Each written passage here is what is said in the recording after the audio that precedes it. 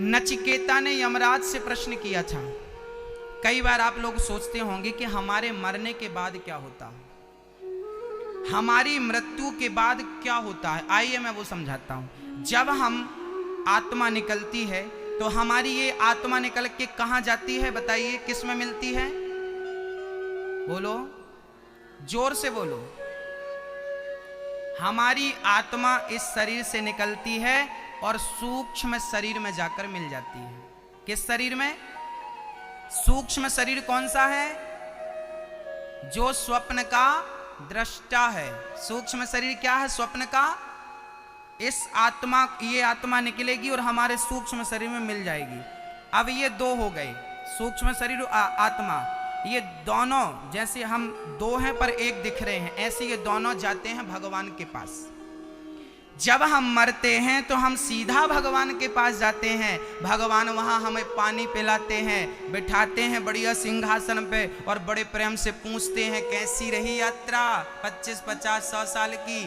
आप बोलते हैं मजे में थे, बढ़िया यात्रा थी। भगवान बोले आ गए, अब बैठो। अपने हाथ से भगवान पानी पिलाते हैं, प्यार करते हैं, आपको गले लगाते हैं, आपका दर्द हालचाल पूछते हैं। उसके बाद भगवान, वहां एक बहुत बड़ी टीवी लगी है, जैसे यहाँ पे लगी ना स्क्रीन बड़ी बड़ी, ऐसे वहां पे एक टीवी लगी है। फिर भगवान क्या करते हैं? आपकी मेमोरी कार्ड। कौन सी मेमोरी कार्ड?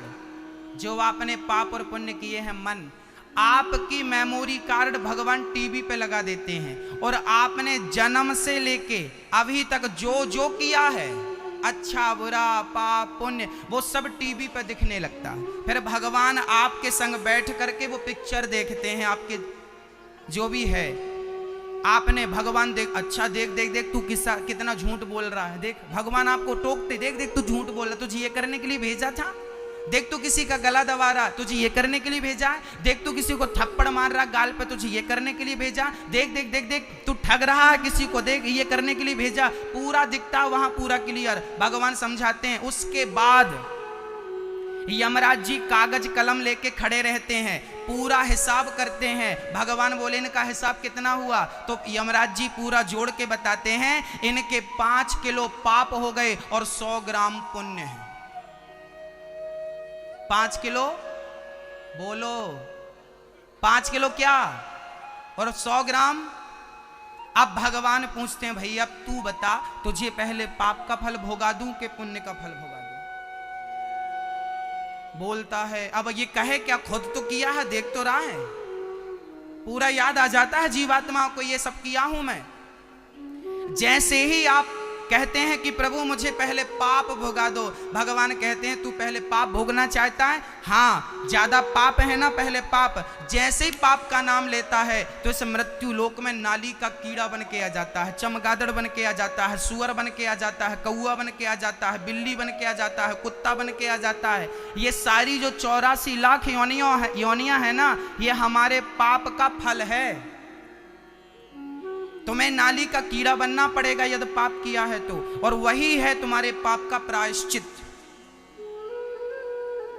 और जब पूरा पाप तुम भोगा के 5 किलो पाप है ना, जब तक खत्म नहीं हो जाएंगे तब तक जन्म लो मर जाओ, जन्म लो मर जाओ, जन्म लो मर जाओ, पुनरपि जननम पुनरपि मरणम पुनरपि जननी जठरे शयनम, मरो जन्म लो मरो जन्म लो, ये चलता रहता। जब पूरा 5 किलो पाप फिनिश हो जाता तो कितना पुण्य बचा है? 100 ग्राम। फिर भगवान के पास गए, प्रभु क्या आज्ञा है? भगवान बोले 100 ग्राम पुण्य है, अब एक काम करो, जाओ तुम।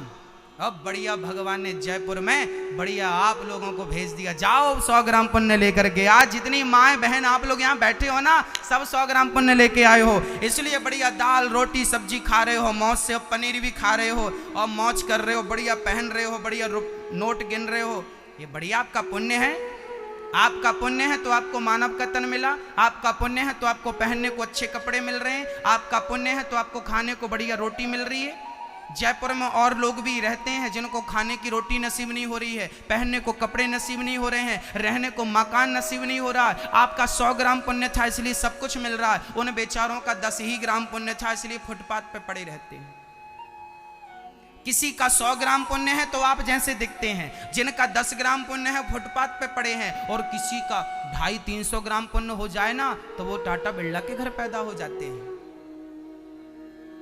सोने के झूले में झूलते हैं, सोने की चम्मच में दूध पीते हैं। कई बार एक सज्जन बोले, गुरुजी हम पिछला जन्म नहीं मानते, हम अगला जन्म भी नहीं मान। हमने मत मानो, चूल्हे में जाओ। आपके मानने और ना मानने से होता क्या है भाई? मत मानिए ना, ये बात सच है, मैं इसका सबूत दे रहा हूं। यदि आप कहते हैं कि मैं पाप और पुण्य नहीं मानता, ठीक है, 2 मिनट के लिए मैं आपके संग सहमत हूं, परंतु ये बताइए, एक ही दिन में 2 बच्चे पैदा होते हैं, एक ही दिन में, एक ही मुहूर्त में 2 बच्चे पैदा होते हैं। हाँ, एक बच्चा बड़े आदमी के घर पैदा होता है, सोने की चम्मच में दूध पीता है, सोने के झूले में झूलता है, और दूसरा बच्चा फुटपाथ पे पैदा होता है। मम्मी एक साड़ी का पल्लू इस पेड़ पे बांधती है, साड़ी का दूसरा छोर उस पेड़ पे बांधती है, उस साड़ी का झूला बना के झूलाती है। अब बताइए, एक ही टाइम पे 2 बच्चे पैदा हुए, उन बच्चों ने जन्म लेते ही कौन सा पाप कर लिया जो फुटपाथ पे पैदा हुआ, और दूसरे बच्चे ने कौन सा पुण्य कर लिया जो अमीर के घर पैदा हो गया? आप बताइए। एक ही समय पे 2 बच्चे पैदा होते हैं, एक अमीर के घर, वो पैदा होते ही अमीर बन जाता है, राजकुमार बन जाता है, और एक गरीब के घर पैदा होता है तो बदनसीब हो जाता है। ये बदनसीब है, सोने की इसे झूला भी लोहे का नसीब नहीं हुआ। अब बताइए ये क्या है? ये पिछले जन्म का तुम्हारा पुण्य था। यदि 100 ग्राम पुण्य था तो बढ़िया जीवन मिलेगा, पुण्य थोड़ा कम था, थोड़ा हल्का वाला मिलेगा। भाई मार्केट में हर प्रकार की चीज मिलती है, आपका तो बजट बताओ, आपका बजट क्या है? 5,000 की भी टीवी मिलती है, 25,000 की भी टीवी मिलती है, 50,000 की भी मिलती है, लाख रुपए की मिलती है, आपका बजट बताओ। बस मेरी माँ, आपको यहाँ इस जन्म में जो भी कुछ मिला है, ये पिछले जन्म के पुण्य से मिला है। इसलिए कहता हूं कि पुण्य करते रहिए। शास्त्र कहते हैं, बाढ़ है, एक कहावत हमारे भारत में प्रसिद्ध है, बाढ़ है पूत पिता के धर्मा। एक बार बोलिए आप, बाढ़ है पूत पिता के धर्मा। इसका अर्थ जानते हैं? इसका अर्थ होता है कि बाढ़ है पूत, मतलब बेटा जो तरक्की करता है ना, पिता के धर्म से करता है। यदि माँ बाप धर्मात्मा होते हैं तो उनके आशीर्वाद से, उनके धर्म के प्रभाव से बच्चे अपने आप तरक्की कर जाते हैं, अपने आप तरक्की करते हैं। तो आज आप जितने लोग तरक्की कर रहे हैं, ये आपके माँ बाप का आशीर्वाद है। और आज आप अच्छा कर्म करेंगे, पुण्य करेंगे, तो आपके बच्चे तरक्की करेंगे, बढ़ेंगे। इसलिए आपका किया हुआ पुण्य, आपका किया हुआ पाप ही आपको भोगना पड़ेगा।